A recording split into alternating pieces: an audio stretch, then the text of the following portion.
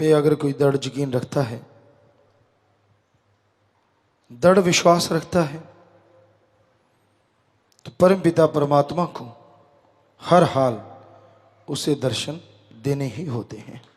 उस मालिक की, उस परमपिता परमात्मा की बात पेड़ पौधे पक्षी जानवर नहीं सुना सकते। उसकी बात संत पीर फकीर सुनाते हैं। उसका संदेश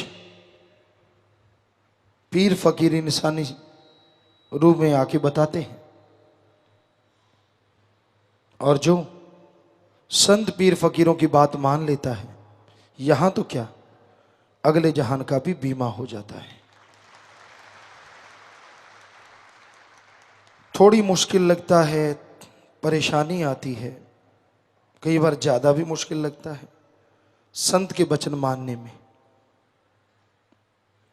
उसकी वजह होती है मन इंद्रियां, काम वासना, क्रोध, लोभ, मोह, अहंकार, मन, माया। इन सातों में किसी न किसी का जोर जब इंसान पे ज्यादा प्रेशर हो जाता है, पड़ जाता है, तो संतों के वचन मानने में दिक्कत आनी शुरू हो जाती है। वरना संत पीर फकीर के वचन मानने में दिक्कत आनी ही नहीं चाहिए। एक मुर्दा जिस्म उन्हीं के हाथों में होता है जो उसे संभालते हैं। यूं बाजू रख दिया तो यूं, गर्दन इधर कर दी तो इधर, इधर कर दी तो इधर, लिटा दिया तो लिटा दिया, उठा दिया तो उठा दिया। तो जो अल्लाह वाहिगुरु राम के मुरीद होते हैं, मर मिटते हैं अपने अल्लाह पे, वाहिगुरु पे, गॉड पे, राम पे, सतगुरु मौला पे, वो उस मुर्दे के समान हो जाते हैं। उसको दृढ़ यकीन कहते हैं, अंधविश्वास नहीं, दृढ़ विश्वास। पहले ठोक बजा के देखो, पीर फकीर को आपसे कोई लोभ लालच तो नहीं, आपसे कोई पैसा तो नहीं लेना, आपसे कोई ठगी बेईमानी तो नहीं मार रहे। जब सारी बात सही लगे तो बचनों पे आंख मूंद के विश्वास कर लो। आंख बंद और खुली आंखों में आप हमेशा बहार देखोगे, पतझड़ नहीं आएगा। तो सारी दुनिया एक तरफ, बेपरवाह जी फरमाया करते, सोने चांदी हीरे मोती लाल जवाहरात, सुंदरता तंदुरुस्ती, सारी सृष्टि की एक तरफ रख दी जाएगी और अपना सतगुरु मुर्शिद कामिल एक तरफ। मुरीद से पूछा जाए कि तूने ये सारी त्रिलोकी की दौलत लेनी है, सारा सामान, या अपने पीरो मुर्शिद कामिल को, तो बेपरवाह जी ने भजनों में भी फरमाया है, दौलत लेनी तो क्या, वो उस तरफ देखता तक नहीं। और जिनका ऐसा दृढ़ यकीन होता है, मुर्शिद हमेशा उसे देखता रहता है, चाहे वो देखे ना देखे, लेकिन वो उसे कभी भी आंखों से ओझल नहीं होने देता। और जो अल्लाह वाहिगुरु सतगुरु मौला की आंखों से ओझल नहीं होते, उन्हें अंदर बाहर कोई कमी किसी भी तरह की कभी आती नहीं। तो इसलिए सारी दुनिया एक पासे, मेरा सतगुरु प्यारा एक पासे।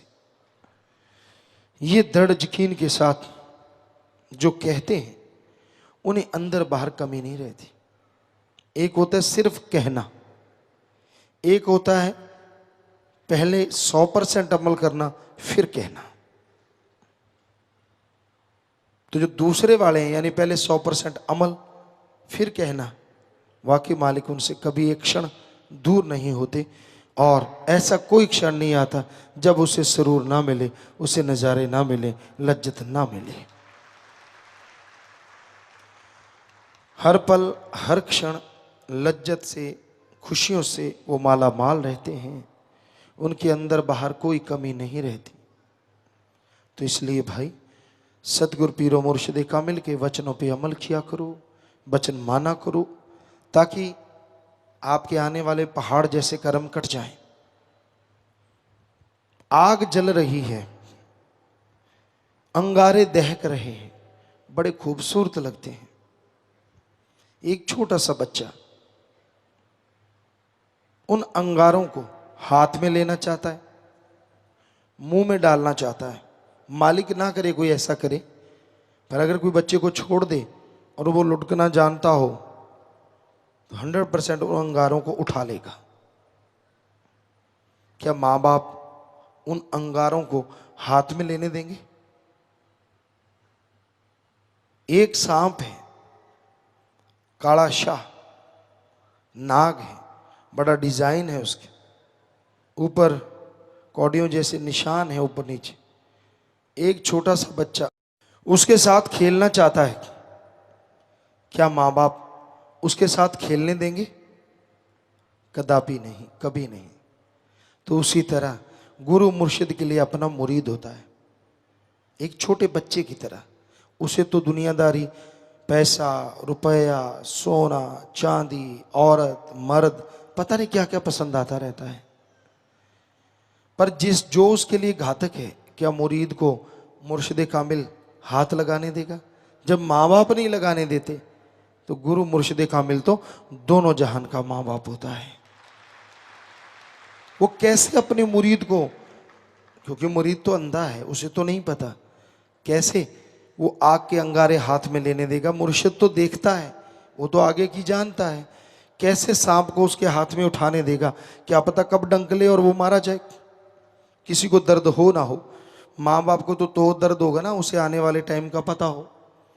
भाई बहन मित्र को दर्द तो होगा जो आने वाले टाइम के आहट को समझ सके।